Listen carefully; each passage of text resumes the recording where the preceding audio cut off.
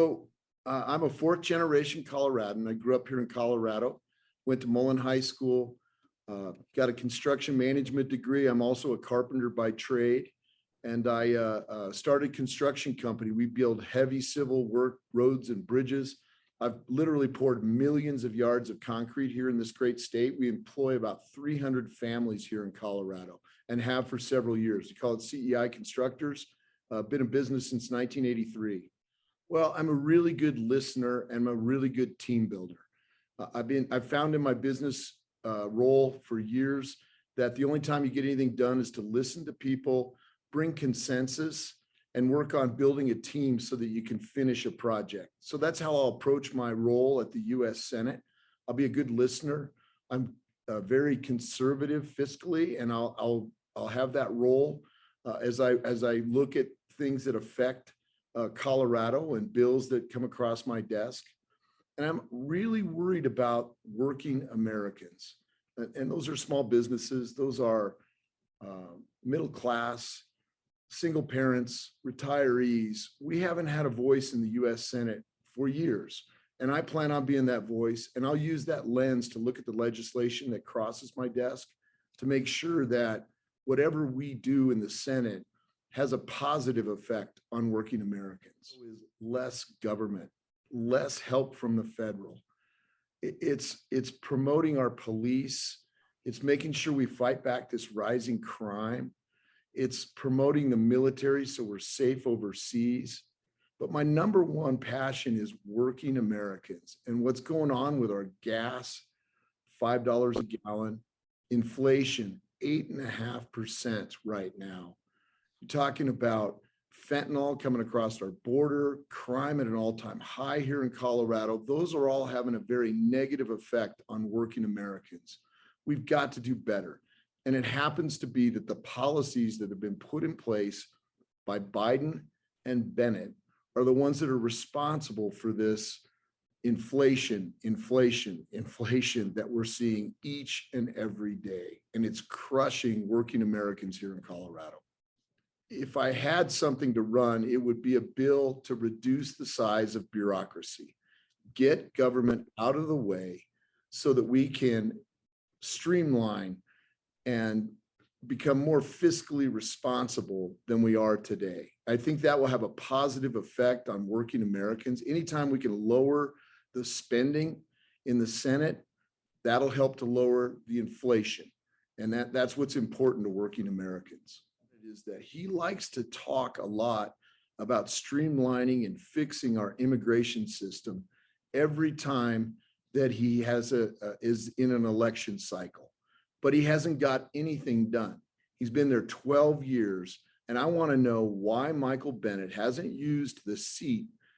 He's one of 99 other senators, hasn't used his seat to fix the immigration system here in the United States. We need to streamline it. We need to make sure it works efficiently. I have a lot of guys that work at CEI that are here legally with a green card and been working for us for years, but they can't get through the process. Why isn't Michael Bennet helped to streamline that process? That's what I'm going to ask him. Well, I'm going to ask Ron Hanks why he doesn't show up for work. He was in the House of Representatives here, and he missed over 48% of the energy committee meetings. He didn't vote. We have gas at an all-time high, and he didn't show up for work. And he makes the argument that it wouldn't have mattered. Well, it matters. When you get hired to represent Colorado, you're supposed to show up for work. He's a flip-flopping politician from California. He's changed his stance on abortion. He's changed his stance on guns. He's changed his stance on unions. We set up a website. It's called therealronhanks.com, therealronhanks.com, so that people can go on and see the real Ron Hanks, what he's done. It's all documented. Nothing's fabricated. It's just the facts. And so I'm going to ask him why he doesn't show up for work. I agree. Joe Biden is our president. I've been saying that since the day I got in this race, but he's a horrible president. And it's his Democratic Party and his Democratic initiatives and their policies that are crushing working Americans here in Colorado. $5 gas, inflation at an all-time high, 35% on our groceries. We've got crime at an all-time high here in Colorado. They are tearing apart our country with these policies that Joe Biden has put in place. No, I don't believe that. I've been very vocal about where my thoughts are about abortion. I don't believe that these late-term bills that Colorado and Chuck Schumer has passed I believe they're reckless. Those bills are reckless. Up to and including the day of birth is unconscionable. But I don't believe in a total ban. That early on in the pregnancy, I believe that should be between a mother and her doctor. And so that's where I've stood. I've been a very big advocate because it's so personal to me about adoption. I was adopted just after birth. And I just think back and think how brave my biological mother must have been to carry me to term and then allow another family, great family, to raise me. And I've got a great life. I've led the American dream. We need to do more to make adoption accessible for young ladies. And it could be a tax cut for them, something to make that the norm. That's how you eliminate abortion. I agree with that. We pass laws every time we have a shooting, and they're not doing any good. You cannot legislate against evil. We've got to do more for mental health. We've got to do more for these kids that have been locked out of their schools for 18 months during COVID. They need help. We need to do more to finance and get resources around mental health here in the United States.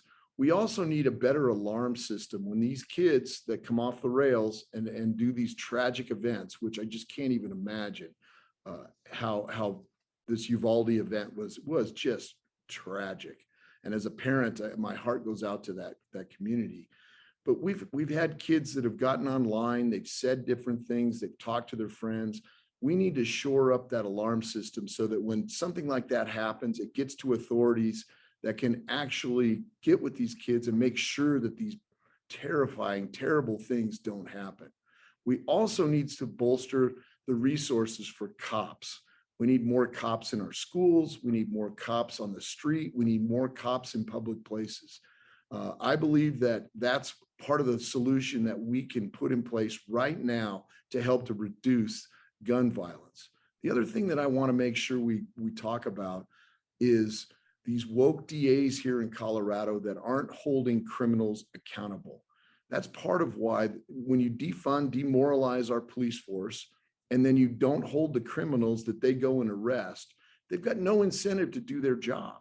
And we've got to do a better job of making these people accountable. We can't have them back on the street the next day. We need to promote an immigration system that works. It starts with closing the border. There's a lot of reasons to close the border. First, we got illegal immigration coming across. We've got to stop that right now. We've got fentanyl, drugs coming across at an all-time high. We've got human trafficking. And one of the concerns that I'm hearing from a lot of my employees is that we have cartels now in the neighborhoods up in Westminster. We've got them in Brighton. We've got them all across this state because we haven't shut down that border. And in the meantime, we also need to streamline our immigration system. Those people that are here illegally right now, they need to get in line. We need to streamline a system so that we can get people the right documentation so they can become good working part of our society.